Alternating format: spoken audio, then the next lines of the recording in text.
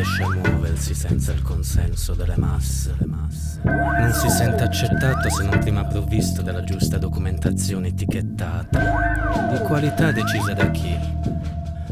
Chi sei tu che vuole le mie pezzette?